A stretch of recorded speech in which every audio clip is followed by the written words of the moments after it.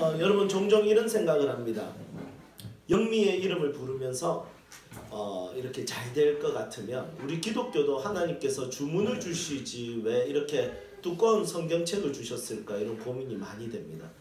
차라리 뭐 예수 그리스도를 1000번을 외치면 만사형통을 한다든지 그런 식으로 주문 뭐 주기도문을 100번 암송하면 만사형통 된다든지 갑자기 막 부자가 되고 이렇게 되면 참 좋을 건데 하나님이 우리에게 주신 것은 주문이 아니라는 거죠. 예수님의 이름 100번 부르면 만사형통 아니면 어떤 종교처럼 뭐죠? 이름도 어려워요. 남묘호렌겐교 이게 정확한 거랍니다. 남묘호렌겐교 이 주문을 계속 외우면 뭐 만사형통한다든지 아니면 어떤 종교처럼 108배를 하면 만사형통한다든지 여러분 이렇게 하면 여러분 이런 거는 참 단순하고 너무 쉽게 여겨집니다. 그런데 이런 주문은 다른 종교와 다르게 우리 종교는 우리 기독교는 주문을 외우는 종교가 아니라 하나님의 메시지를 받고 하나님의 메시지대로 살아가는 것이 우리 종교라는 것입니다. 저는 찬송가를 부르면서 종종 이렇게 생각합니다. 언놈이 4절까지 만들었나 이런 생각이 듭니다. 네, 너무 지겨워서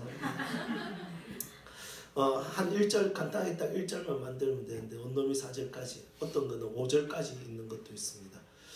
중국은 찬송가가 99절까지 있죠. 그래서 99절까지 다 부르고 한 번 더 이러면 은혜 받아서 한 번 더 부르면 이제 쉽지 않답니다. 그래서 저는 천국에 꼭 가서 찬송가 4절까지 만든 상은 반드시 잡아서 따지려고 했습니다. 그런데 찬송가보다 더 두껍게 만든 게 바로 이 성경입니다. 66권이나 주셨습니다. 한 50페이지 정도로 요약해서 주신 게 아니라 1500년의 역사 동안 40명의 저자가 기록된 이 성경을 우리에게 주셨습니다. 여러분 이게 딱 보기만 봐도 골치 아프지 않습니까? 여러분 신앙생활 잘하려면 성경 읽으세요. 바로 개종하고 싶은 마음이 듭니다. 성경을 읽을 바에는 그냥 예수를 포기하겠다. 어차피 나는 찜질방 좋아하니까 지옥 스타일이다. 뭐 이런 식으로 우리의 인생을 결정할 때도 있습니다. 하지만 하나님께서 잘 요약된 교리를 주신 게 아니라 수많은 역사를 통해서 또 40명의 저자를 통해서 이 두꺼운 성경책을 주셨습니다. 이것은 뭐냐면 우리 기독교 신앙은 주문을 의지해서 잘 될 거야 라는 자기 긍정을 가지고 살도록 허락받은 사람들이 아니라는 것입니다. 성경은 역사를 통해서 수많은 사람들의 이야기를 다루고 있습니다. 이 성경에 기록된 수많은 사람들의 이야기는 부자도 있고 가난한 사람도 있고 병든 자도 있고 그리고 건강한 사람도 있습니다. 그리고 성격 중에 경건한 사람도 있고 쾌락을 즐기는 사람도 있고 다혈질도 있고 우울질적인 사람도 있습니다. 이런 다양한 사람들을 다루면서 성경은 하나님께서 그들에게 어떻게 세밀하게 세세하게 역사하셨고 그들을 인도하셨는지 보여주고 있습니다. 여러분 이 자리에 우리가 집단으로 모여 있지만 각자가 성격이 다르고 개성이 다르고 가지고 있는 경험과 그리고 성향이 다 다릅니다. 똑같은 사람이 한 명도 없습니다. 옆에 한번 보십시오. 똑같은 사람입니까? 다행이죠. 이 사람하고 다르게 생깁니다. 네, 그렇습니다. 성경은 우리에게 주신 것이 뭐냐면 다양한 사람들을 다루면서 그 한 사람도 포기하지 아니하시는 하나님의 끈질김과 인내하심을 성경은 우리에게 말씀하고 있다는 것입니다. 그래서 성경이 우리에게 요구하는 것은 상황과 환경이 잘 풀리는 건 반드시 있습니다. 그렇지만 그것보다 더 중요한 것은 뭐냐면 성경의 관심은 바로 우리 인생에 대한 삶, 우리의 인생에 대한 삶에 살아가는 방향, 우리의 삶의 가치관, 여러분 이것이 구체적으로 변화되어 가는 것이 바로 기독교가 추구하는 신앙의 자세라는 것입니다. 여러분 저도 주문을 외워가지고 우리 성도들을 위해서 기도해가지고 잘 되는 게 만약에 목적이라면 너무 목사하기가 쉬울 것 같습니다. 왜냐하면 아픈 자들을 위해서 기도했을 때 그 아픈 자가 바로 암이 낫는다든지 바로 치료가 된다든지 이런 현상이 일어나면 얼마나 행복하겠습니까? 그렇지만 성경이 요구하는 것은 뭐냐면 아픈 사람이 낫는 것도 요구하지만 성경이 요구하는 것은 아파하는 사람이 하나님을 사랑하고 아픈 가운데서도 하나님의 마음을 가지고 살아가고 아픈 가운데서도 나라와 민족과 열방을 위해서 기도하고 아픈 가운데서도 하나님의 마음을 가지고 교회를 사랑하고 하나님의 마음을 가지고 가족의 소중함을 깨닫고 그 가운데 죽음을 맞이하는 그 과정을 성경은 기록하고 있다는 것입니다. 제가 부산제일교회 섬길 때 말기암이신 집사님 한 분이 계셨습니다. 저는 이분이 마지막으로 예배드리러 올라오는 그 계단을 올라오는 걸음을 잊을 수가 없습니다. 정말 비틀비틀거리면서 한 걸음씩 올라오셨습니다. 여러분, 죽음을 바로 앞두고 있는데 그냥 누워서 집에서 편히 쉴 수 있지만 여러분, 이분이 마지막까지 예배 때 예배를 드리기 위해서 계단을 올라오는 모습을 보았습니다. 그러면서 온 성도들에게 문 앞에 서서 정말 오늘 떠날 것처럼 정말 마지막 미소를 한 사람 한 사람에게 악수하면서 안아주는 것을 보았습니다. 죽음 앞에서도 담대하게 하는, 삶을 받아들이게 하는, 삶을 살아가게 하는, 그것이 바로 우리 기독교 신앙이라는 것입니다. 그래서 저는 정말 좋아하는 말씀이 있는데 제 인생에 이 말씀을 저는 예수를 믿고 천국에 간데 이것으로 만족하며 살다가 이 말씀을 읽으면서 제 인생의 변화가 확 생겼습니다. 신앙생활의 자세가 바뀌었습니다. 우리 성도님들도 이 말씀 한번 좋아하시면 좋을 것 같은데 같이 한번 읽어보도록 하겠습니다. 고린도전서 15장 22절 찾아보겠습니다.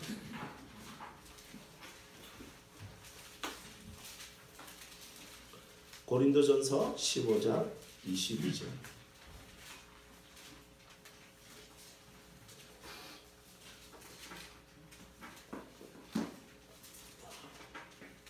방금 전 그 말씀을 표시를 해놓고요. 네. 고린도전서 15장 22절. 한 목소리를 읽겠습니다. 시작. 안에서 모든 사람이 죽은 것 같이 그리스도 안에서 모든 사람이 삶을 얻으리라. 아멘. 여러분, 우리는 생명을 얻는 것 다 알고 있습니다. 생명을 얻어서 천국 가는 것 다 알고 있습니다. 하지만 기독교 신앙은 겨우 천국 가는 것만이 목적이 아닙니다. 천국은 당연한 겁니다. 예수님 믿고 십자가 안에서 구원받은 우리는 지옥에 가고 싶어도 지옥에 갈 수 없는 자들입니다. 우리는 천국에 갈 수밖에 없는 자들인데 여러분, 우리 성경이 우리에게 요구하는 신앙, 성경이 우리에게 요구하는 삶의 유익은 무엇이냐면 바로 삶을 얻으리라는 것입니다. 살아가는 것이죠. 생사화복이 있는 우리의 인생 가운데 생도, 사도, 화도, 복도 그 가운데 피하지 않고 그 가운데 그리스도 안에서 하나님의 사람으로 어떻게 살아가야 되는지 고민하고 결정하고 그 삶을 누리며 살도록 하는 것이 그리스도 안에서 누리는 신앙생활이라는 것입니다. 여러분들 가운데서도 우리 기독교를 겨우 천국 티켓팅하는, 예수님이 겨우 천국 티켓팅으로 난 천국 가는 거야 이것으로 만족하는 신앙생활이 아니라 그리스도 안에서 누릴 수 있는 삶을 누리기를 주님의 이름으로 축복합니다. 생명이 소중하고 죽음이 소중하고 그리고 이 화도 소중하게 여겨지고 그리고 복 이것도 소중하게 여겨지는 하나님의 사람들이 되시기를 주님의 이름으로 축복합니다. 그래서 이 삶에 대해서 이야기할 때 오늘 본문 말씀은 굉장히 중요합니다. 오늘 본문 말씀은 신앙생활에 있어서 일상성과 지속성에 대한 이야기를 하고 있습니다. 일상성과 지속성에 대한 이야기를 한다는 것은 무슨 의미입니까? 그것은 바로 신앙의 요구는 바로 삶과 관련이 있다는 것입니다. 신앙은 죽고 나서 누리는 것이 아니라 죽고 나서 천국에서 누리는 것이 아니라 신앙은 이 땅에서 누리게 하는 유익이 있다는 것입니다. 그래서 오늘 본문 말씀은 일상성과 지속성의 의미를 둔 단어들을 선택합니다. 같이 한번 읽어보도록 하겠습니다. 16절에서 18절 함께 읽겠습니다. 항상 기뻐하라. 쉬지 말고 기도하라. 범사에 감사하라. 이것이 그리스도 예수 안에서 너희를 향하신 하나님의 뜻이니라. 아멘. 여기서 범사라는 말은 모든 범, 일사자, 모든 일이라는 뜻입니다. 여기서 항상 쉬지 말고 범사라는 말씀은 일상을 터치하는 말씀입니다. 일상적인 감정은 기쁨이어야 됩니다. 그리스도인의 일상적인 자세는 하나님께 구하는 것이어야 됩니다. 그리스도인의 모든 상황에 대한 반응은 감사여야 되는 것입니다. 그래서 감정과 하나님을 향한 자세와 그리고 모든 상황에 대한 반응이 일상적으로 나타나야 되는 것이 바로 기쁨과 기도와 그리고 감사라는 것입니다. 이뿐만 아니라 이 말씀은 지속성입니다. 가장 위대한 실력자는 지속력을 유지하는 사람입니다.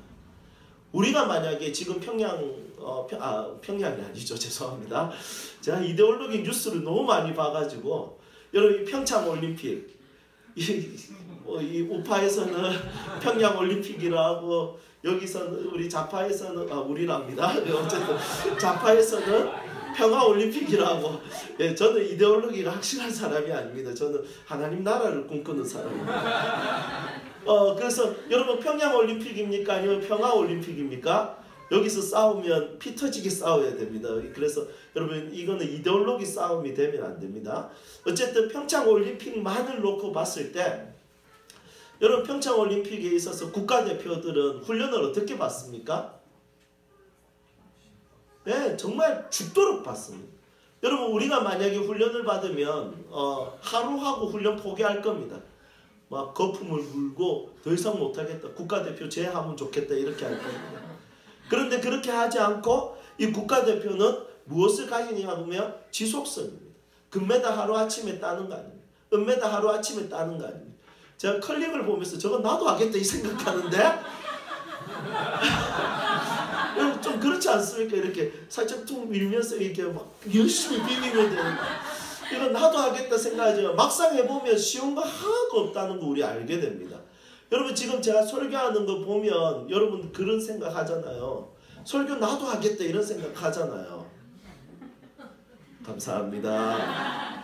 네, 저만 할게요. 네.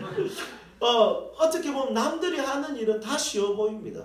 어떤 사람이 어떤 기계를 살짝 했는데 내가 몸 고치는 거 고칩니다. 이거 고쳐주고 돈 줄 바에는 차라리 내가 이거 해볼걸 생각하지만 분명히 하면 고장납니다. 내가 하면. 그런데 그 사람이 하면 고장나지 않습니다. 고쳐집니다. 왜냐하면 그 사람은 지속적으로 그것을 연구한 사람이기 때문입니다.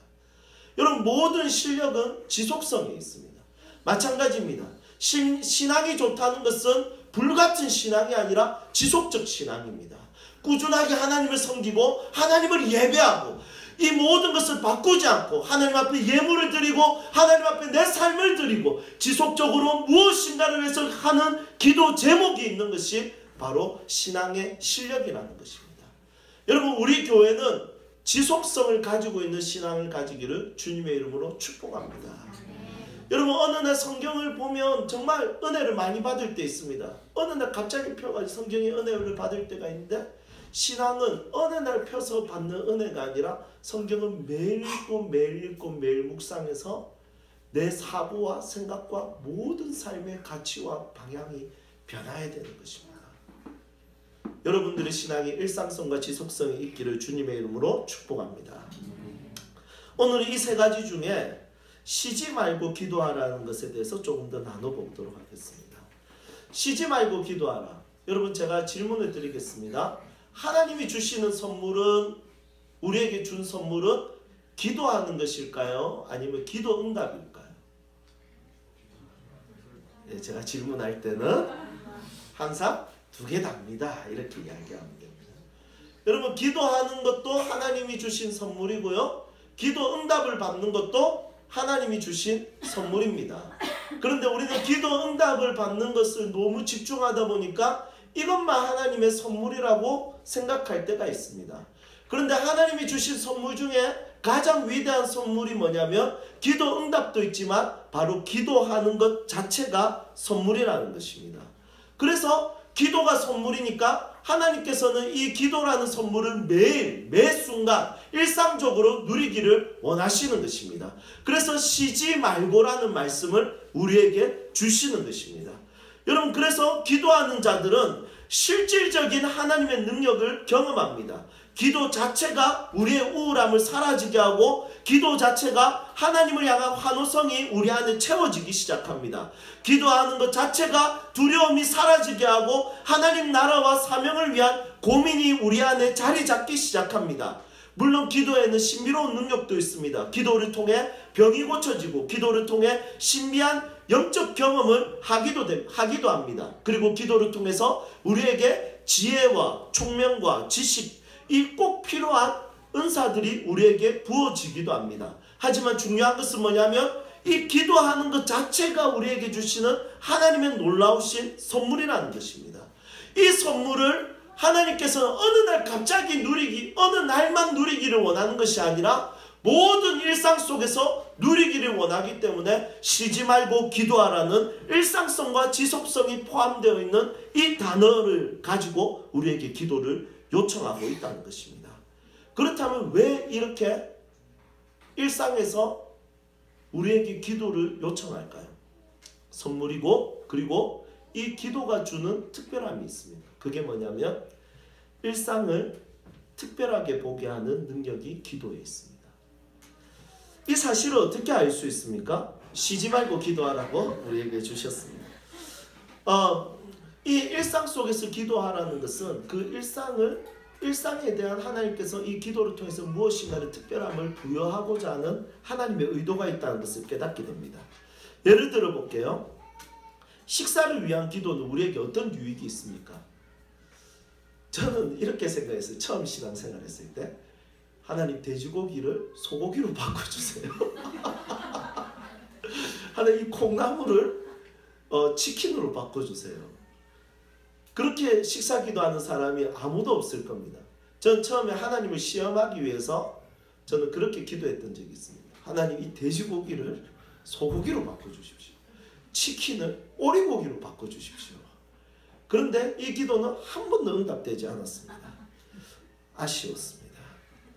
여러분 그렇다면 식사를 위한 기도는 어떤 의미를 줄까요? 그 식사하는 것 자체를 특별하게 만드는 거예요. 그 식사하는 것 자체의 의미를 깨닫게 되는 거예요.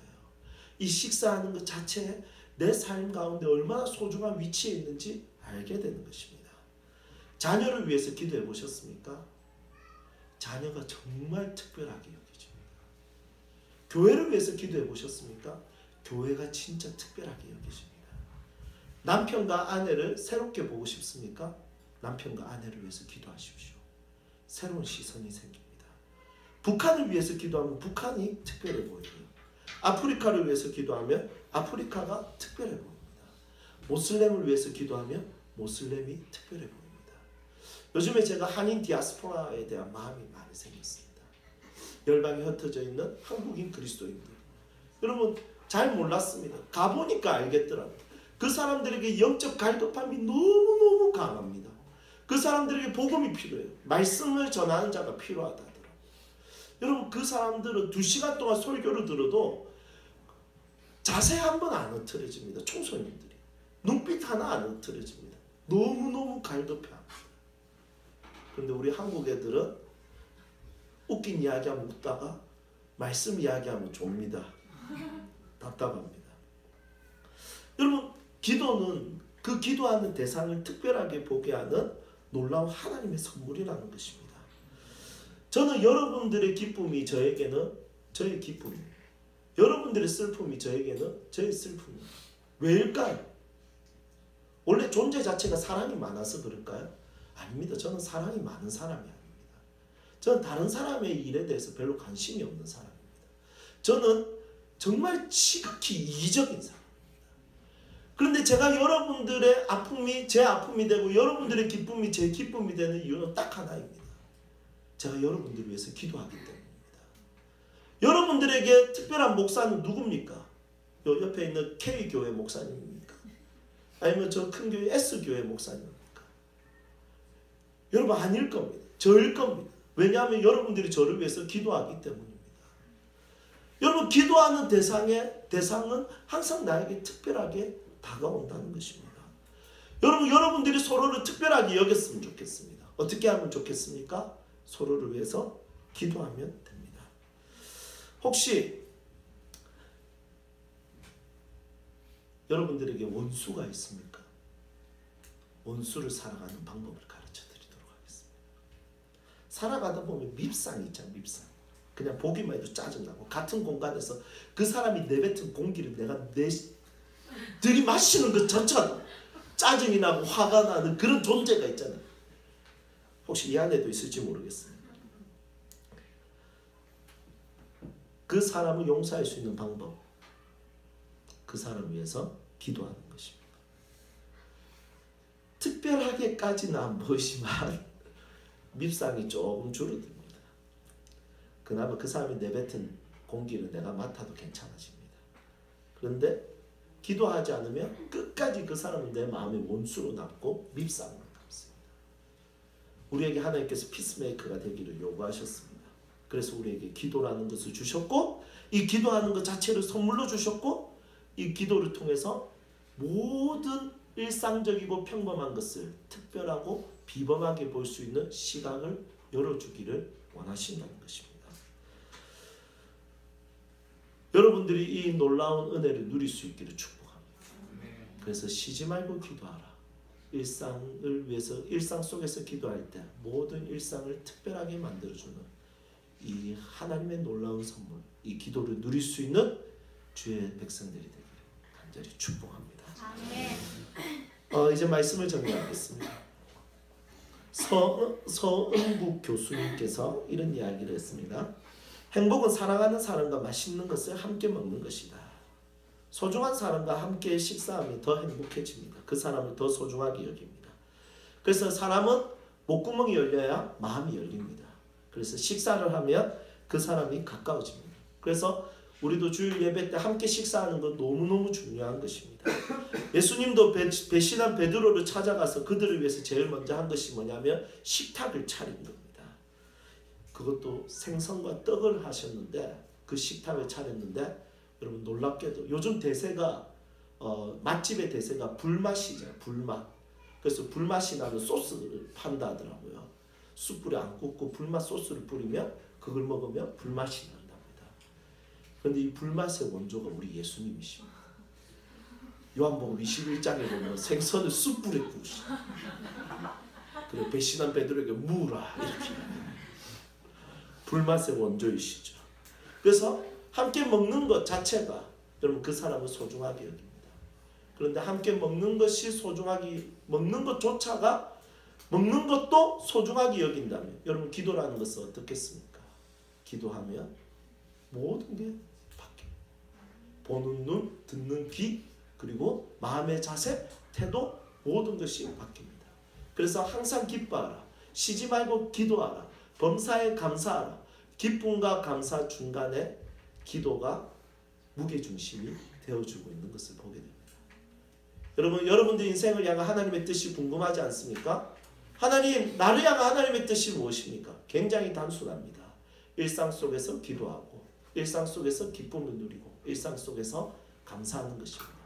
여러분들의 일상이 주 안에서 마음껏 누릴 수 있도록 여러분들에게 기도의 능력이, 기도할 수 있는 은혜가 오늘 이 시간에 있기를 온 마음으로 축복합니다.